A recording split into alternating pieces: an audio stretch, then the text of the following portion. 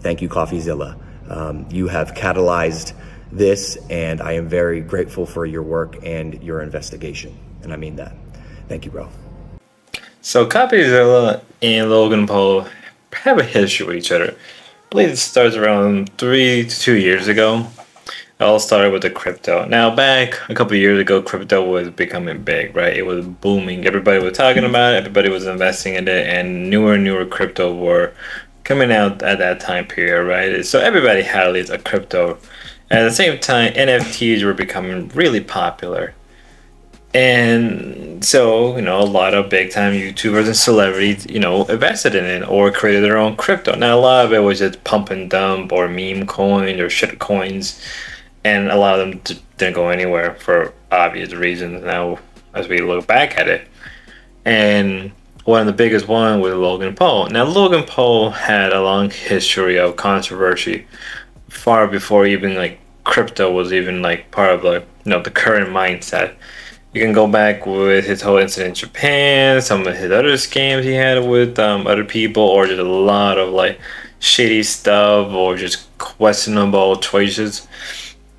So, it's the reputation he earned for being kind of a scumbag and people just not liking him. And then eventually when he got into boxing, it only really intensified more, especially that, the company he's on or the company he's, affiliated are not even any better than himself. And they more or less are running scams or, and other stuff as well. Now, current event with him and Coffeezilla. Coffeezilla has been constantly reporting about Logan Paul, whether it was his crypto, whether it would turn out to be a scam, especially with his NFT, because, NFTs more or less fell off the map for a lot of good reasons. And Logan Paul, did a whole NFT and crypto thing, and it was revealed to be more or less a scam, a pump and dump. And people put money in it. Now, a lot of the time when these things are discovered to be scams, a lot of people do get their money back. Right now, with the whole Boogie situation that's been happened a couple of weeks ago, people have been slowly getting their money back, from what I understand.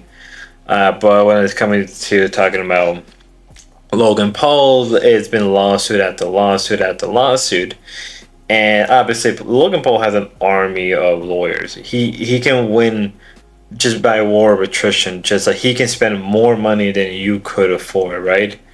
So, that's why a lot of the court cases just didn't go anywhere or just can't go anywhere for obvious reasons. And obviously, Coffeezilla has been trying to fight this and really hasn't really gone anywhere. Now, Logan Paul has came out and praised Coffeezilla, talking about he's a good man. He wants to at least talk to him more. And with Coffeezilla's latest video that came out yesterday, I believe. Yeah, it was yesterday. That's not the case now. That's not the case anymore. And so, and that's not a good thing for obvious reasons. Now, again, people do not like Logan Paul. People do not like him at all. And it makes sense why you wouldn't like a man like him, right? But at one point, remember, he was the face of YouTube for a little bit. It's like how Mr. Beast was. But just like Mr. Beast, just like Logan Paul, both are slowly going down. So, the current news right now between these two is Coffeezilla is trying to reach out, but now what happened was Logan Paul sued him, is trying to sue him, and it's because of a recent controversy with something called Collector or something. It was something that Logan Paul supported. So yeah, so I was saying before, but yes, that's I think what's happening because Coffeezilla questioned Logan Paul about this new venture he was doing, and turned out people were embezzling money and doing things that they're not supposed to. What do you expect? So Coffeezilla is raising a crowd, he's raising money to at least be able to deal with this, because obviously Logan Paul can win this lawsuit in terms of just sheer money, right? And in a way, it's his attempt to silence people, and that's not cool. But there's really not much I can talk about without going deeper into this, and I probably will come back to this eventually. I just want to see how things plays out. This isn't really meant to be a long video, but it is funny to see that Coffeezilla is getting sued by Logan Paul over this.